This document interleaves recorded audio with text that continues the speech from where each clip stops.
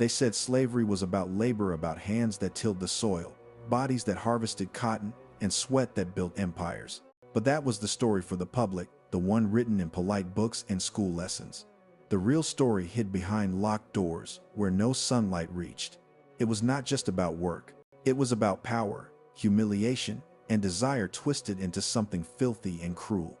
It was a world where a man's worth was measured by what and who he owned. In the silence of the night, after the day's work was done, the plantation transformed.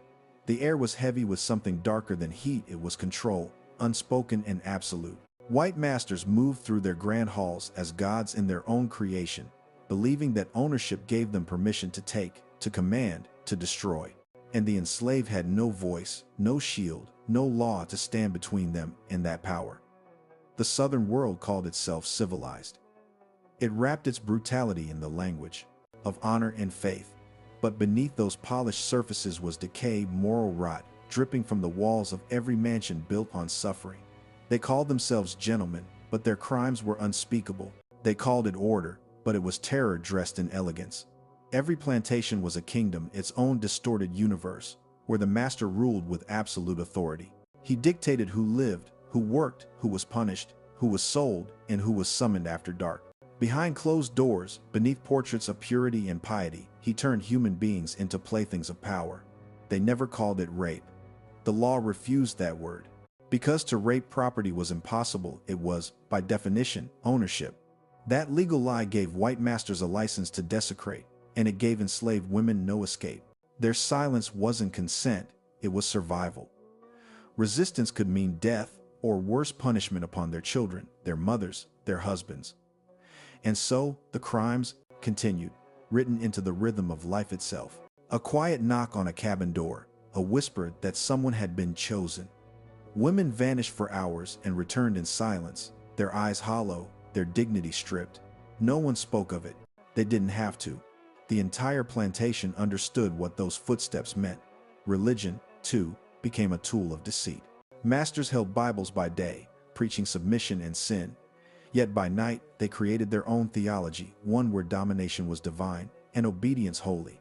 They twisted the sacred into justification, turning pulpits into shields for perversion. The same men who claimed salvation built hells within their homes. For the enslaved, the horror was not just in the violence, but in the aftermath, the forced normalcy that followed. A woman who had been defiled might still be ordered to serve breakfast, to clean the very rooms where her torment happened. A man whose wife had been taken had to keep working, pretending blindness. The system demanded silence, and silence became its cruelest weapon. Generations grew under that silence. Children born with light skin were reminders no one dared to name the unspoken evidence of crimes buried beneath the facade of Southern respectability. Mistresses looked away, preachers blessed, and society nodded in complicity. The crimes were invisible because they were everywhere. Yet the truth lingered in the eyes of the enslaved, in the haunted quiet of the night, in the unspoken language of trauma passed down through blood. Power had corrupted everything it touched. Desire was no longer human. It was domination turned ritual. These were not affairs. They were violations disguised as privilege, acts of possession masquerading as intimacy. And so, the plantations became theaters of lies, grand homes filled with the echoes of screams that history refused to write down. The walls bore witness, the floors soaked in sorrow. The very architecture of the South, its wealth, its gentility, its charm was built atop bodies and silence. What happens when a man believes he owns not just another person's labor, but their soul? When the system grants him godlike authority, what limit is left to his cruelty? The answer is buried in those rooms, in the shadows of the past, in the stories that polite history was too afraid to tell. Because slavery was never just about chains. It was about control that reached into the most intimate corners of life, about power so absolute it became obsession. And like all obsessions, it rotted from the inside, spreading its sickness through generations, through memory, through silence.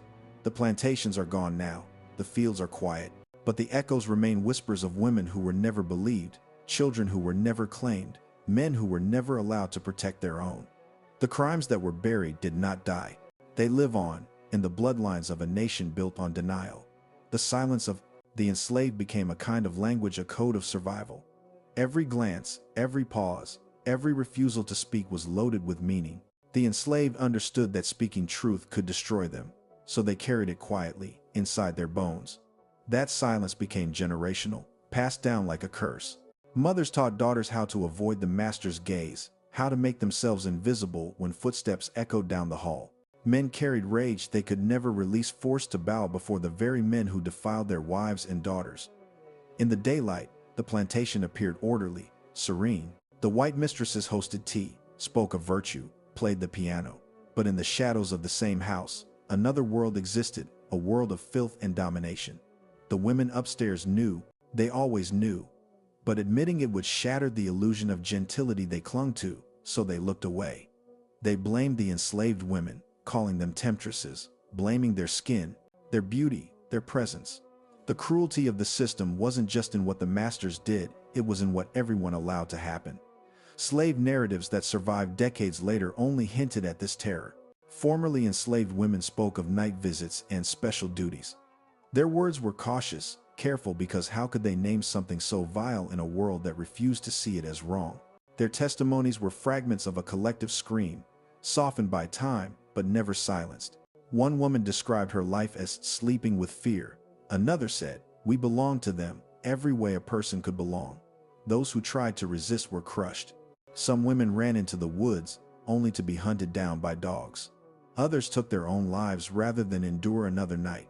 And the masters called it disobedience. They wrote in their journals about discipline and correction, erasing their crimes with elegant ink. History kept those lies for. Religion continued to serve as camouflage. The Bible was read aloud in the quarters, but only the verses that commanded obedience. Verses about mercy or justice were conveniently forgotten. The enslavers built their faith on hypocrisy, preaching salvation while practicing damnation. It was the filthiest corruption of all, a spiritual violence that scarred the soul as deeply as the whip scarred the flesh. And yet, through all this, the enslaved found ways to survive, to protect what fragments of humanity they could. They sang songs that disguised truth as hope. They carved faith out of pain. The spirituals that echoed across the fields were not just hymns, they were coded prayers for deliverance, laments for those who never returned from the master's room.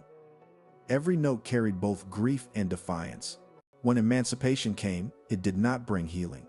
The war ended, the chains were broken, but the silence remained.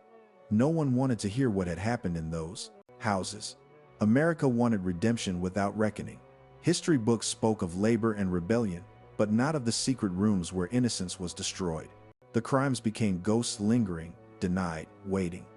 It wasn't until the 20th century that the voices began to rise again. In the 1930 seconds, the Federal Writers Project collected slave narratives from the surviving generation. Some were in their 80s, their memories cracked but not erased. Their words trembled with restraint, but between the lines, the truth bled through. They spoke of masters who fathered children they refused to claim, of mistresses who punished those children for resembling their husbands. They spoke of the shame that lived inside their families, the kind that never left. Modern DNA research later confirmed what those whispers had already told, that blood does not lie. Generations of Black Americans carry traces of the very men who enslaved their ancestors. The bodies of the victims became living records, proof of crimes their oppressors tried to bury. The irony was brutal. The same men who preached racial purity left their legacy written in the very blood they sought to dominate. And even now, those echoes ripple. The trauma has no expiration.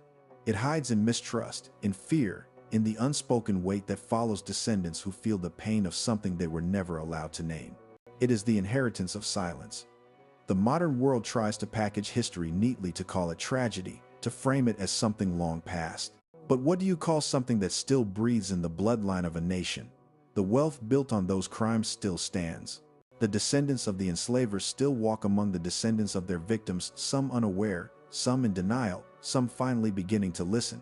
Every time a museum displays a plantation dress or a photograph of a grand estate, it forgets to tell the story of what happened upstairs, of the rooms without light, of the doors that locked from the inside. The architecture of slavery wasn't just economic, it was psychological, sexual, spiritual. It was about the complete ownership of another human being's existence. The real horror of slavery was never just the whip or the chain. It was the quiet moments, the forced intimacy, the corruption of every boundary that makes us human. It was power without conscience, the most dangerous kind of power. Now, when the night falls on the remains of those plantations, the air feels heavy still. Some say it's history lingering. But maybe it's more than that. Maybe it's memory restless, demanding to be heard. Because no matter how hard America tried to bury the truth, the earth remembers, the walls remember, the blood remembers.